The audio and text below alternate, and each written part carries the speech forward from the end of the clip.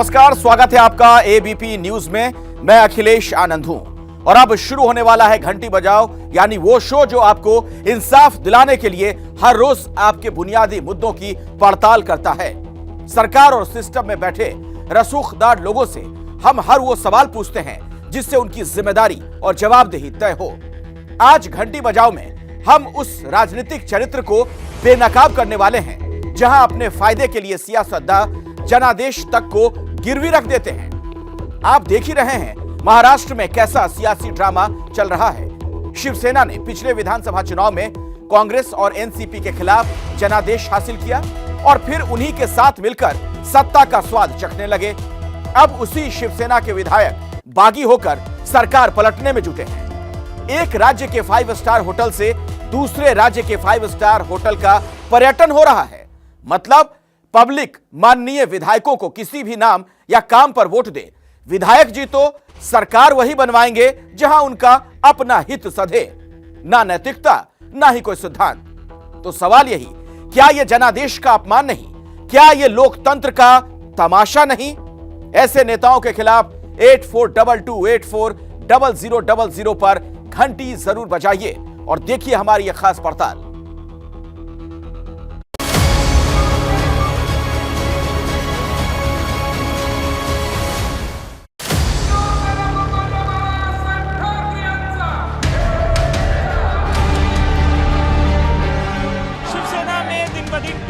जा रही है लगातार विधायकों को और अब तो सांसदों के जाने का भी सिलसिला है।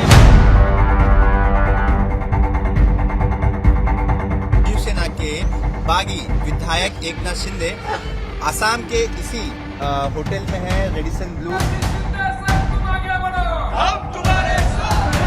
20 या 25 तक जो विधायक हमारे साथ आ जाएंगे, कूद कर आ जाएंगे, कूद कर।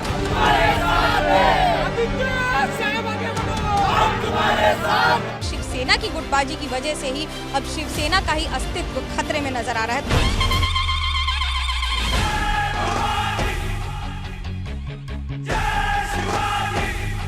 जो संकट है, प्रसंग है, तूफान है, उनसे सामना करने का पूरा अनुभव हमको है। तुम्ही जो हा निर्णय घेतलेला आहे हा देशातला ऐतिहासिक भाऊ शिंदे यांना देत आहोत। ये हैं हमारे माननीय यानी जनता के चुने हुए विधायक।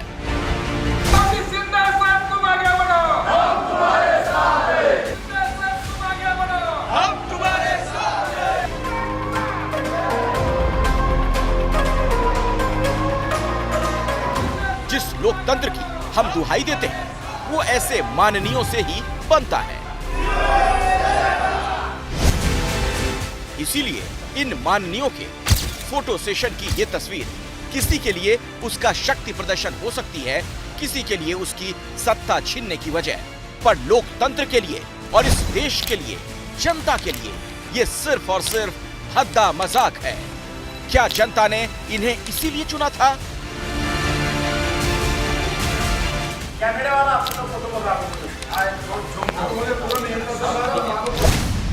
यहाँ कुल 42 विधायक बैठकर अपनी तस्वीर खिंचा रहे हैं।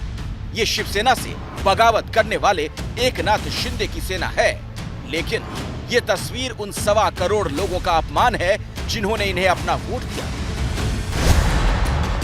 ये सिर्फ 42 चेहरे नहीं, बल्कि महाराष्ट्र के 42 विधानसभा क्षेत्र के लोगों की उम्मीद और भरोसा है।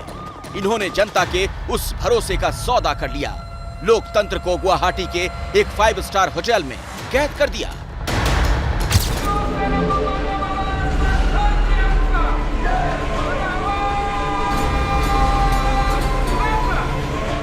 पिछले 48 घंटों से गुवाहाटी के इस होटल में जनादेश का तमाशा बनाया जा रहा है।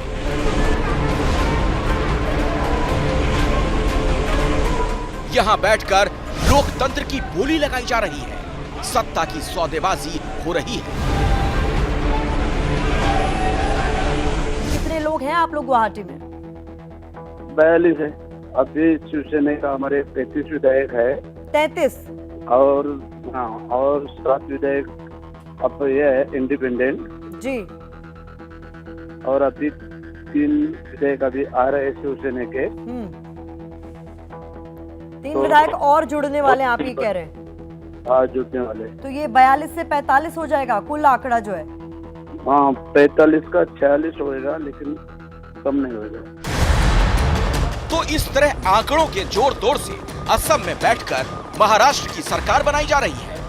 होटल के बाहर जबरदस्त पहरा है जिससे कोई सेंधमारी ना होने पाए। जनता के चुने हुए प्रतिनिधि होटल के अंदर जितनी चाहे मौज करें, लेकिन डील पूरी होने तक कोई बाहर नहीं निकलने पाए। और जोड़ तोड़ का यही खेल उस खेमे में भी चल रहा है जिसकी नाक के नीचे से इतने विधायक निकल गए और वो सत्ता के नशे में सोए रहे। अब नींद टूटी है तो सत्ता का सपना भी टूटता दिखाई दे रहा है और कुर्सी बचाने के लिए हर तरह की जोड़ तोड़ इधर भी शुरू हो गई है। वो जो बाहर गए हैं उसमें से मुझे विश्वास है 20 या 25 तक जो विधायक हमारे साथ आ जाएंगे, कूद कर आ जाएंगे, कूद कर। आपने देखा 2 विधायकों की कहानी, जोर जबरदस्ती से लेकर गए हैं। महाराष्ट्र में चल रहे इस महासियासी ड्रामे में पल पल तस्वीर बदल रही है। हर कोई एक दूसरे को संदेह की नजर से देख रहा है। एक तरफ उद्धव ठाकरे की शिवसेना को चुनौती दे रही है शिंदे की सेना, तो दूसरी तरफ महाअघाड़ी के अंदर की खटपट भी सामने आने लगी है। शिंदे की शर्त है कि बात तभी बन सकती है जब शिवसेना कांग्रेस एनसीपी की महाअघाड़ी से बाहर आ जाए। तो सवाल ये उठा कि ये शिंदे की शर्त है या कांग्रेस एनसीपी से छुटकारा पाने की शिवसेना की रणनीति। वो लोग कह रहे हैं कि बाहर जाना चाहिए, तो क्या अगर वो ये कहते हैं तो आप लोग तैयार हो जाएंगे? आने दो, सामने बैठने दो, सामने आकर बात करने दो। हिम्मत है तो आइए। ऐसा है कि हम उनकी बात तो सुन लेंगे। अगर पार्टी में एक मत बनता है उस बारे में जरूर हम निर्णय लेंगे। जो संजय राउत कह रहे हैं जी, वो बात अगर सही है, उस रास्ते पर वो जाना चाहते हैं, तो वो हमारे नेता पवार साहब के साथ बातचीत करें। उनको जो है कोई जो है रोक नहीं सकता है। महाराष्ट्र में आए इस सियासी भूचाल की वजह है सत्ता का लालच। कुछ भी करके किसी भी तरह सत्ता में बने रहने की भूख ने लोकतंत्र का मजाक बना दिया।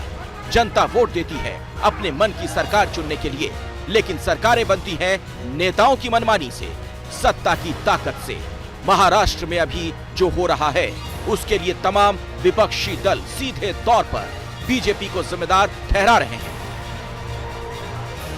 आणि ह्याला एकच उदाहरण मी सांगू इच्छितो की आता मी टेलिव्हिजनवर एकनाथ शिंदे यांचं एक इंटरव्ह्यू पाहिला आणि त्याच्यामध्ये त्यांनी असं स्टेटमेंट केलं की आम्हाला एका राष्ट्रीय पक्षाचा पाठिंबा आहे।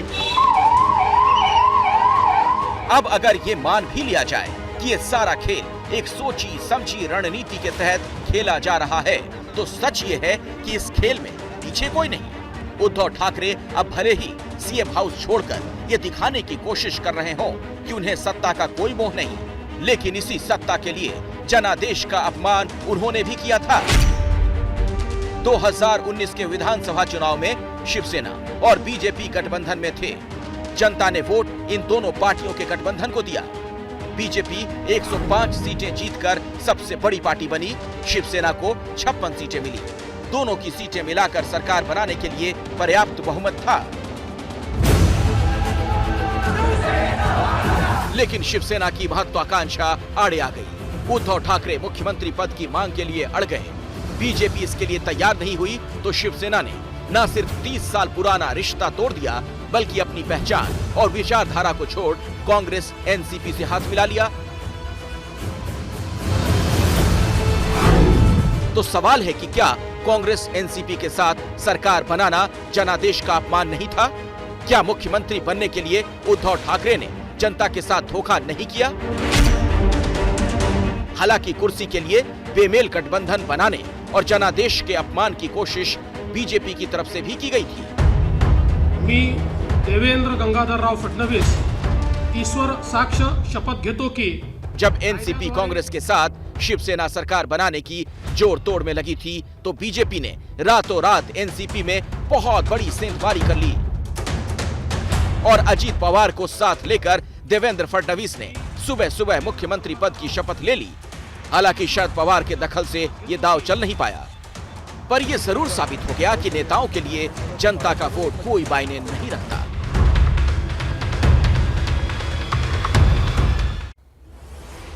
देखिए, जनादेश का अपमान करने में कोई पीछे नहीं। आज महाराष्ट्र में सरकार पलटने का जो खेल चल रहा है, ऐसा हाल के वर्षों में मध्य प्रदेश से लेकर कर्नाटक तक में हो चुका है। प्रयास राजस्थान में भी हुआ था, लेकिन ऑपरेशन सफल नहीं हो पाया था। ये जो सौदे की राजनीति है जिसका देश में आज उपयोग किया जा रहा है, झारखंड में देखें, मध्य प्रदेश का उदाहरण आप जानते हैं, पैसा और पोस्ट की राजनीति, ये हमारे संविधान के विपरीत है। महाराष्ट्र में चल रही सियासी उठापटक के बीच कमलनाथ का ये बयान दरअसल उनके अपने दर्द को भी बयां करता है, क्योंकि जो अभी महाराष्ट्र में हो रहा है लगभग वही सियासी खेल मध्य प्रदेश में भी खेला जा चुका है। 2018 के विधानसभा चुनाव में जब मध्य प्रदेश की जनता ने कांग्रेस को सरकार बनाने का बहुमत दिया तो मुख्यमंत्री पद के 2 दावेदार खड़े हो गए। एक तरफ थे कमलनाथ और दूसरी तरफ ज्योतिरादित्य सिंधिया, जिन्होंने चुनाव अभियान का नेतृत्व किया था। तब कांग्रेस के आला कमान ने कमलनाथ को सीएम बनने का मौका दिया और इसके साथ ही पार्टी में बगावत के बीज बो दिए। मैं कमलनाथ ईश्वर की शपथ लेता हूं कि मैं विधि द्वारा स्थापित भारत के संविधान के प्रति सच्ची श्रद्धा और निष्ठा रखूंगा। एक साल बाद सिंधिया उस बगावत का चेहरा बने और बीजेपी ने इस बगावत को जमीन दी। 22 विधायकों के साथ सिंधिया बीजेपी में शामिल हो गए। मैं अपने आप को सौभाग्यशाली समझता हूं कि नड्डा जी ने, प्रधानमंत्री जी ने और अमित शाह जी ने मुझे वो मंच प्रदान किया जिसके आधार पर जनसेवा और राष्ट्र सेवा पर हम लोग आगे बढ़ पाए। नतीजा ये हुआ कि कमलनाथ की सरकार गिर गई और जोड़ तोड़ के गणित से शिवराज फिर मुख्यमंत्री बन गए। मैं शिवराज सिंह चौहान ईश्वर की शपथ लेता हूं कि मैं विधि द्वारा स्थापित भारत के संविधान के प्रति सच्ची श्रद्धा और निष्ठा रखूंगा। विधायकों को तोड़कर और जनादेश को किनारे रखकर सरकार बनाने का ऐसा ही खेल इससे पहले कर्नाटक में भी खेला गया। पहले इसकी शुरुआत कांग्रेस ने की। कर्नाटक में 2018 के विधानसभा चुनाव में बीजेपी सबसे बड़ी पार्टी बनी, लेकिन कांग्रेस जेडीएस ने मिलकर सरकार बना ली। एचडी कुमारस्वामी मुख्यमंत्री बन गए, पर 1 साल के बाद ही कांग्रेस के 12 और जेडीएस के 3 विधायक बागी हो गए। इस बगावत का फायदा उठाकर बीजेपी के बीएस येदियुरप्पा फिर मुख्यमंत्री बन गए।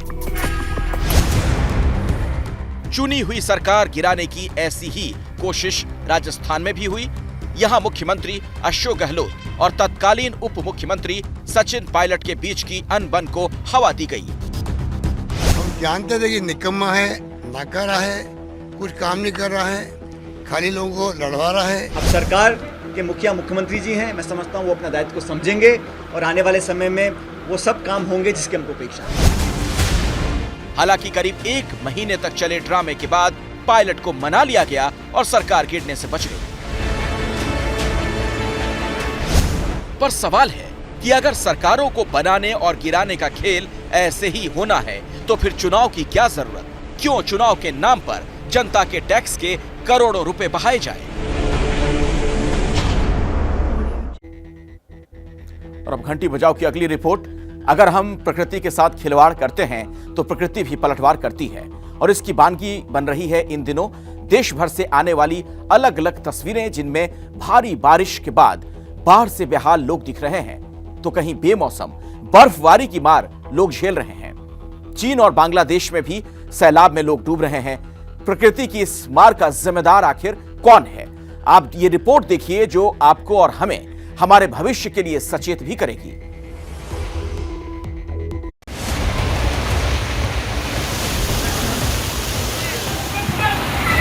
अरे इसको न्यूज़ चोरे को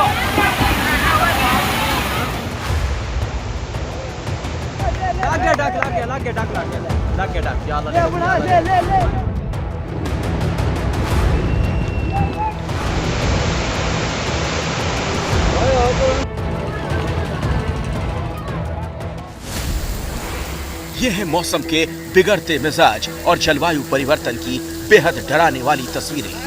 एक तरफ जम्मू कश्मीर में बेमौसम बर्फबारी की तस्वीरें आई, तो दूसरी तरफ निचले इलाकों में बारिश के साथ बाढ़ के हालात, पानी में बहता पुल। उधर असम पर भी 2 महीने के अंदर फिर बाढ़ का कहर टूटा और महाराष्ट्र में बाढ़ के हालात। देश का ये हाल है, लेकिन साथ लगे बांग्लादेश और उधर चीन भी बाढ़ से जूझ रहा है। एक तरफ चीन फिर से बाढ़ में डूबता दिख रहा है, जो हर साल गर्मी के मौसम की तस्वीरें हैं।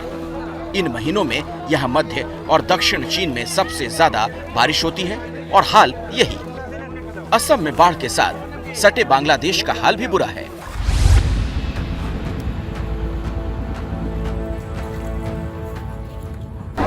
मौसम विशेषज्ञ बताते हैं कि असम और बांग्लादेश जिस तरह बाढ़ की चपेट में आ रहे हैं, इसकी वजह जलवायु परिवर्तन है। मॉनसून के वक्त ऐसा होता है, लेकिन साल भर में जितनी बारिश यहाँ होनी चाहिए उतनी कुछ हफ्तों भर में हो रही है। असम में 1 महीने में औसत से दुगनी बारिश हुई। बाढ़ से असम में करीब 50 लाख लोग प्रभावित हैं, जबकि 100 लोगों ने अब तक बाढ़ में अपनी जान गंवा दी। उधर बांग्लादेश में भी बाढ़ से 40 लाख से ज्यादा प्रभावित हैं और अब तक 42 लोगों की जान चली गई।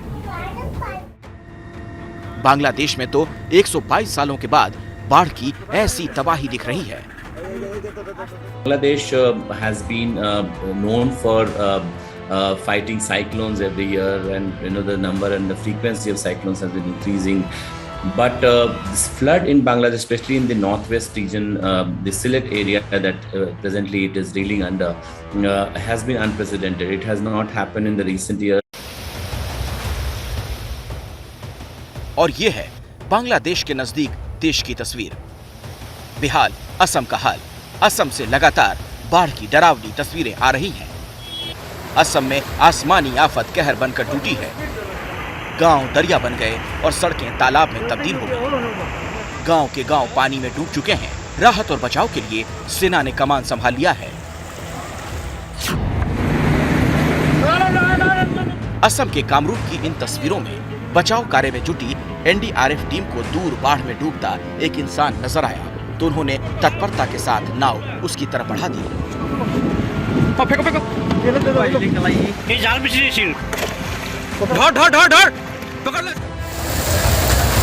और इसी तरह अब महाराष्ट्र का हाल भी देख लीजिए। तस्वीरें महाराष्ट्र के नासिक की हैं। बुधवार को तेज बारिश की वजह से गलियों में अचानक सैलाब आ गया। जब तक लोग संभलते, पानी के बहाव में सब कुछ बहने लगा। जलवायु परिवर्तन की वजह से लोगों पर प्रकृति का जो कहर टूटा है, उसकी सबसे हैरत अंगेज तस्वीर भी हमने आपको रिपोर्ट की शुरुआत में दिखाई।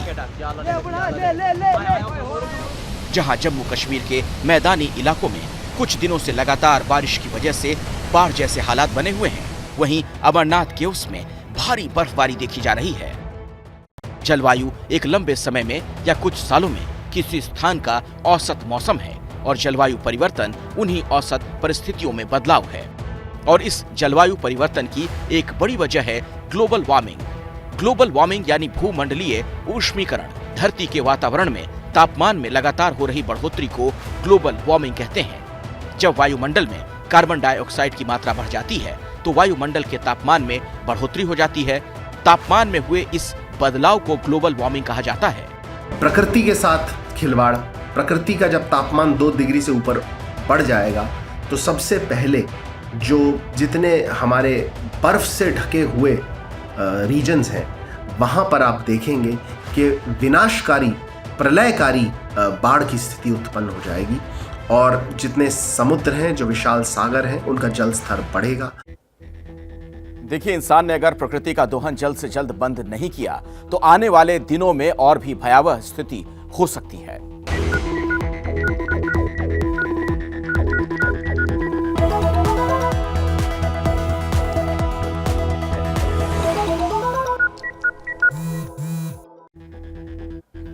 नमस्कार, मैं हूं अखिलेश आनंद और आप मेरे साथ लगातार देख रहे हैं घंटी बजाओ।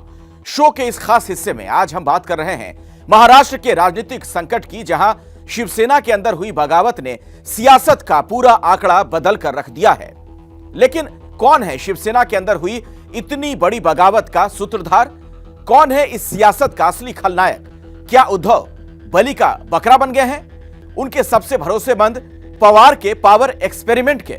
देखिए हमारा यह खास विश्लेषण।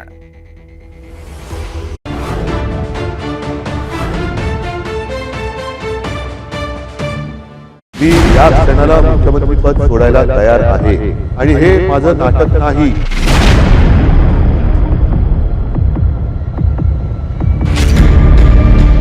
मुख्यमंत्री आवास खाली करने की ये तस्वीरें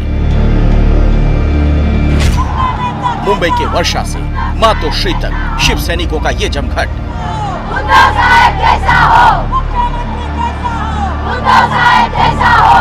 उद्धव के समर्थन में हुई इस नारेबाजी से पहले फेसबुक लाइव पर उनका ये सरेंडर। मी या क्षणाला मुख्यमंत्री पद सोडायला तयार आहे आणि हे माझं नाटक नाही। आखिर ये नौबत क्यों आई, कैसे आई? इतनी बड़ी बगावत का असली खलनायक कौन है? तेरी दुनिया से होके मजबूर चला मैं बहुत दूर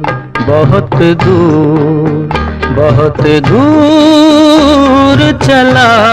त्यामध्ये त्यांनी मला सांगितलेलं आहे, तुम्ही जो हा निर्णय घेतलेला आहे हा देशातला ऐतिहासिक। मैं बहुत दूर चला। उद्धव ठाकरे आरोप शिव सैनिकों से दूर रहने का। आदित्य ठाकरे आरोप मंत्रियों के काम में दखल देने का। अजीत पवार आरोप शिवसेना मंत्रियों से सौतेले व्यवहार का। शरद पवार आरोप सत्ता की चाबी अपने पास रखने का। महाराष्ट्र में सत्ता के असली खलनायक उद्धव ठाकरे और उनके बेटे आदित्य को उतना नहीं माना जा रहा है जितना कि एनसीपी के दोनों पवार को।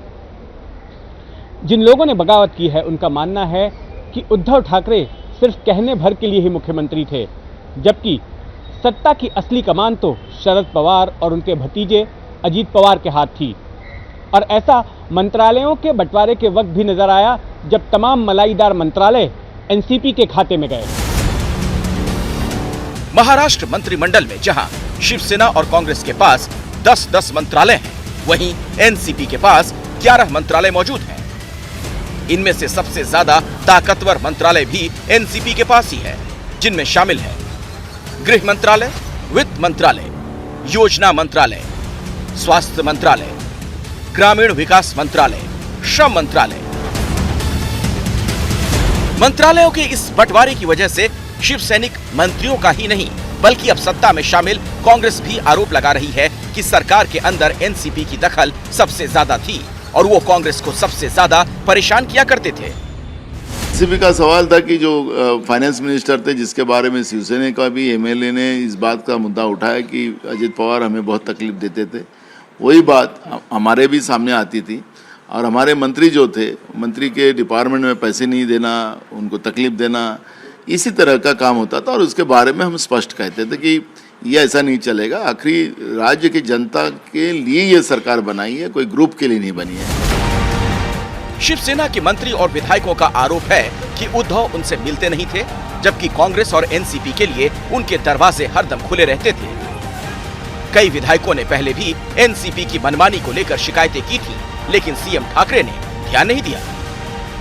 कब से सब विधायक बोल रहे हैं कि आप एनसीपी और कांग्रेस का साथ छोड़िए। वो साथ छोड़ने के बगैर उन्होंने तो अपने विधायकों को ही साथ छोड़ना पसंद किया। इससे मुझे लगता है क्योंकि ultimately we have to make a choice when the elected people are telling you that NCP and Congress are trying to promote the people who were defeated by the people in the election. They want to promote them, and instead of giving funds to the constituencies, they are neglecting them.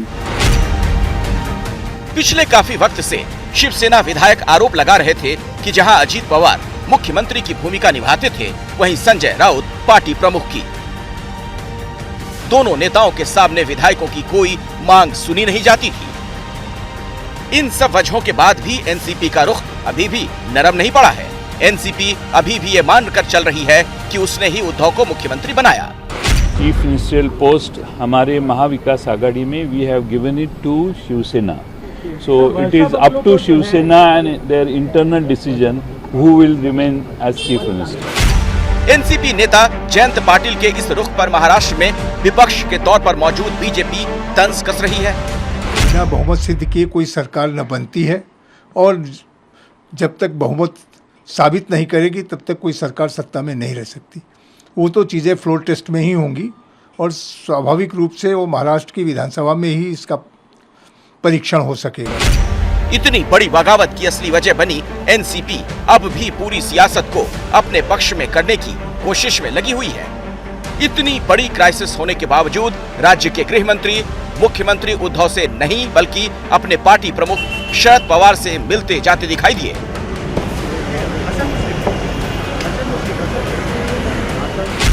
Uddhav के हार मान लेने के बावजूद शरद पवार और उनकी party NCP सत्ता का केंद्र बनी हुई है। क्या अजीत पवार, क्या शरद पवार, क्या उनकी बेटी सुप्रिया सुले महाराष्ट्र की राजनीति में इस वक्त शिवसेना के अलावा कहीं हलचल है तो वो एनसीपी ही है। एकच उदाहरण मी सांगू इच्छितो की आता मी टेलिव्हिजनवर एकनाथ शिंदे यांचं एक इंटरव्ह्यू पाहिला आणि त्याच्यामध्ये त्यांनी असं स्टेटमेंट केलं की आम्हाला एका राष्ट्रीय पक्षाचा पाठिंबा आहे। आखिर एनसीपी पर उंगली क्यों ना उठे? जिस तरह के आरोप हैं उससे तो यही लगता है कि महाअघाड़ी की सरकार बनाने को लेकर अपनी भूमिका निभाने की कीमत एनसीपी ने कुछ इस तरह से वसूलना चाहा जैसे कि ये सब सिर्फ उसी का हो, बाकी सब कुछ उनके रहमो करम पर चल रहा हो। यहाँ तक कि खुद उद्धव ठाकरे को अपने फेसबुक लाइव में कहना पड़ा कि शरद पवार के कहने पर ही वो मुख्यमंत्री बने। ठरल्यानंतर मला त्यांनी सांगितलं की उद्धव जरा 1 मिनिट बोलायचे। म्हटलं काय बोलायचं, आता ठरलंय सगळं, नाही 1 मिनिट। आणि बाजूला खोलीत गेल्यानंतर त्यांनी सांगितलं की उद्धव हे सगळं ठीक आहे पण जबाबदारी तुम्हाला घ्यावी लागेल। म्हटलं का? तर तसं नाही म्हणे, आमच्याकडे पण ज्येष्ठ लोक आहेत, काँग्रेसकडे पण ज्येष्ठ लोक आहेत आणि शिवसेनेकडनं जर तुम्ही नसाल तर ते पुढे चालणं हे कठीण आहे। मी म्हटलं पवार साहेब काय मस्करी करता का? मिला जुलाकर महाराष्ट्र की सरकार बनाने से लेकर उसे चलाने तक में एनसीपी की जो भूमिका रही उसके नेताओं और मंत्रियों ने उसका जमकर फायदा उठाया और मुख्यमंत्री पद देकर शिवसेना के बाकी मंत्रियों के साथ बुरे से बुरा सलूक जारी रहा। अब यहाँ पर 3 बड़े सवाल खड़े होते हैं। क्या एनसीपी के भ्रष्टाचार और दबदबे की वजह से टूटी शिवसेना? महाराष्ट्र की महाविकास आघाड़ी सरकार के ऊपर शरद पवार की शख्सियत बहुत हावी थी, लेकिन ये मानना उचित नहीं होगा कि मुख्यमंत्री पूरी तरीके से शरद पवार की कठपुतली थे। एबीपी पर ही एक सर्वेक्षण आया था देश के मुख्यमंत्रियों के प्रदर्शन के ऊपर, उसमें उद्धव ठाकरे को बहुत अच्छे नंबर दिए गए थे और कहा गया था कि वो देश के कुछ सफल मुख्यमंत्रियों में से एक हैं। इसलिए उनके ऊपर बागी लोग जो आरोप लगा रहे हैं कि वो लोगों की सुनते नहीं थे या मिलते नहीं थे या उपलब्ध नहीं थे या कोई काम नहीं किया इसलिए शिवसैनिक नाराज थे, मुझे लगता है कि ये बात उस तरह से सही नहीं है। ये आरोप जो है काफी कुछ राजनीति प्रेरित लगाया जा रहा है। महाराष्ट्र सरकार को असल में एनसीपी और पवार चला रहे थे। इस बात को कहना आसान है, लेकिन यह असंभव है कि केवल एनसीपी और पवार ही इस सरकार को चला रहे हो। इस सरकार में कांग्रेस भी एक भागीदार थी और कांग्रेस कोई छोटी मोटी भागीदार नहीं थी। दूसरे, हमें यह भी देखना होगा कि उद्धव ठाकरे को मुख्यमंत्री के लिए चुनते समय कांग्रेस और एनसीपी के राजनीतिक लक्ष्य क्या थे? क्या वे इस सरकार को गिराना चाहते थे? क्या वे इस सरकार को बदनाम करना चाहते थे? ऐसा करने से तो सीधा सीधा उन्हीं को नुकसान होने वाला था। मुझे लगता है कि इसमें जो अंतर्विरोध थे या सरकार जिन विरोधाभासों की शिकार थी वो कुछ अलग किस्म के अंतर्विरोध और विरोधाभास थे। वो केवल इससे उसका अंदाजा नहीं लगाया सकता कि एनसीपी और कांग्रेस उसको चला रहे थे। उद्धव को मुख्यमंत्री बनाना दरअसल एनसीपी की एक चाल थी। एनसीपी की अगर चाल थी या एनसीपी की कोई राजनीतिक डिजाइन थी तो उस राजनीतिक डिजाइन को कांग्रेस ने क्यों मान लिया? उस राजनीतिक डिजाइन को खुद शिवसेना ने क्यों मान लिया? तो ये सब बातें इस लिहाज से की जाती हैं कि आपको इस पूरी परिस्थिति का एक खलनायक ढूंढना है, तो आप एनसीपी को, राष्ट्रवादी कांग्रेस को और शरद पवार को एक उसका खलनायक बना दें। लेकिन पिछली बार 2 बार भारतीय जनता पार्टी और प्रयास कर चुकी है सरकार को अस्थिर करने का। उस वक्त अगर एनसीपी और शरद पवार इस सरकार के साथ मजबूती के साथ न खड़े होते तो उसको सरकार को पहले ही से अस्थिर कर दिया जाता। महाराष्ट्र में एनसीपी शिवसेना के टूटने की सबसे बड़ी वजह बनी दिखाई देती है। जाहिर है कि एनसीपी ने सरकार में शामिल होकर पूरे राज्य में अपना दबदबा बनाने का सपना देखा था, लेकिन शिवसेना के कुछ सैनिकों ने उनके ख्वाब पर पानी फेर दिया। शिवसेना को मझधार में फंसाने वाले एकनाथ शिंदे खुद को राजनीतिक तौर पर पक्का शिव सैनिक ऐसे ही नहीं बता रहे। सत्ता के मोह में हिंदुत्व को लेकर उद्धव को कटघरे में खड़ा करने वाले एकनाथ शिंदे ये सब अपने गुरु आनंद दिघे के नक्शे कदम पर ही चलकर करते हुए दिखाई दे रहे हैं, क्योंकि उनके गुरु आनंद दिघे का कद मुंबई से बाहर और ठाणे समेत उसके इर्द गिर्द शिवसेना सुप्रीमो बाल ठाकरे के बराबर का माना जाता रहा और अब टक्कर दूसरे जनरेशन की है। ठाणे के बाल ठाकरे कहे जाने वाले आनंद दिघे के शिष्य ने छेड़ा असली बाल ठाकरे के बेटे के खिलाफ धर्मयुद्ध। जंगलात राहून वाघाशी आणि महाराष्ट्रात राहून माझ्याशी। जब से एकनाथ शिंदे ने शिवसेना की सरकार को अल्पमत में लाने का ऐलान किया है, ठाणे में उनके घर की सुरक्षा बढ़ा दी गई है। ठाणे की जिस सोसाइटी में वो रहते हैं उसके बाहर बड़े पैमाने पर पुलिस कर्मियों की तैनाती कर दी गई है। सुरक्षा के लिए एहतियातन पुलिस की गाड़ियां यहां लगा दी गई हैं। सोसाइटी के गेट के अंदर भी पुलिस की गाड़ियां लगी हैं। पुलिसकर्मी सोसाइटी के बाहर और अंदर आने वाले लोगों पर नजर बनाए हुए हैं। दरअसल एकनाथ शिंदे शिवसेना के अंदर जिस विचारधारा को मानते हैं वो आनंद दिघे की कट्टर हिंदुत्व के साथ साथ जैसे को तैसा जवाब देने की विचारधारा है। आनंद दिघे को इस इलाके में धर्मवीर ऐसे ही नहीं कहा जाता और इस इलाके में एकनाथ शिंदे को उनका ही उत्तराधिकारी माना जाता है। यही वजह है कि ठाणे में ज्यादातर लोग एक सुर में एक ही बात कह रहे हैं कि ठाणे में शिवसेना मतलब एकनाथ शिंदे है और अगर एकनाथ शिंदे ने शिवसेना छोड़ी तो ठाणे में शिवसेना साफ हो जाएगी। एकनाथ शिंदे साहब है तो सब कुछ है। तो शिवसेना छोड़ेंगे तो शिवसेना को एक बहुत बड़ा एक धक्का मिलेगा। शिवसेना के एकनाथ शिंदे साहब, एकनाथ शिंदे अगर शिवसेना छोड़ते हैं तो क्या होगा? सरकार गिरेगी। ये तो रहे उनके समर्थक, लेकिन खुद शिंदे भी बार बार यही दोहरा रहे हैं कि वो सच्चे शिव सैनिक हैं और उनकी विचारधारा ही शिवसेना की असली विचारधारा है। जो शिवसेना के एमएलए हैं आज यहाँ मौजूद है और बाला साहब की जो हिंदुत्व की बात है उसे हम लोग आगे जाएंगे। एकनाथ शिंदे ने जिस तरह शिवसेना के खिलाफ हिंदुत्व के नाम का धर्म युद्ध छेड़ा है उसकी पटकथा उनके गुरु रहे शिव सैनिक आनंद दिघे की कट्टरवादी विचारधारा के तहत ही है और इससे निपट पाने का रास्ता उद्धव के लिए बहुत मुश्किल दिखाई दे रहा है।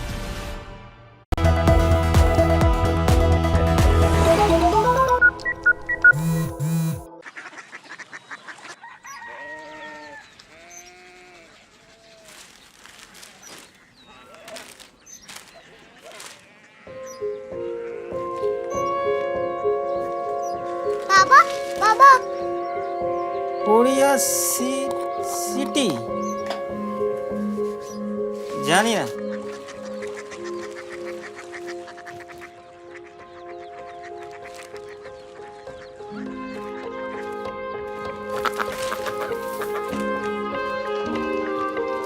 Korea city. हाँ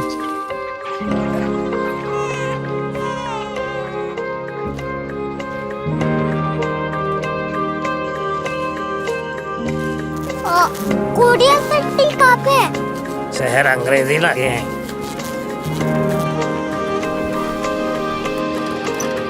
कोरिया सिटी।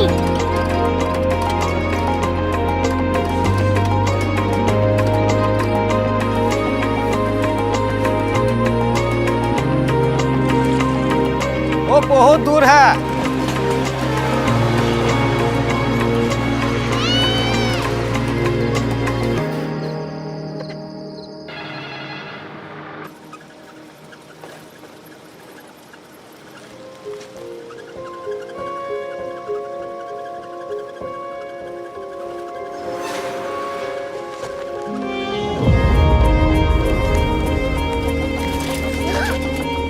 क्यूरियोसिटी।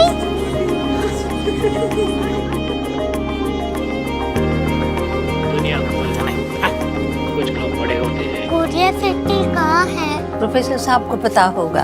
हो, ये छोटा वाला ग्लोब लगता है और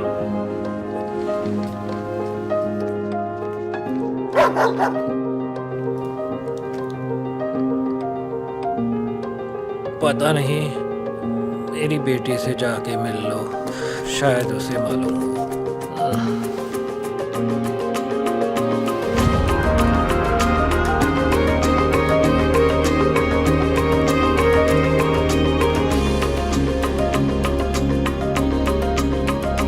हाय,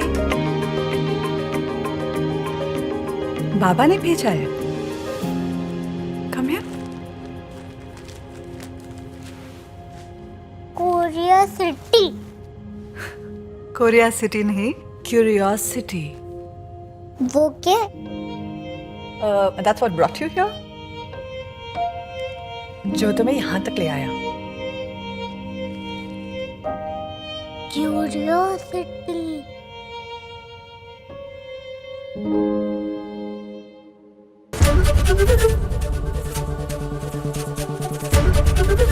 एबीपी न्यूज आपको रखे आगे।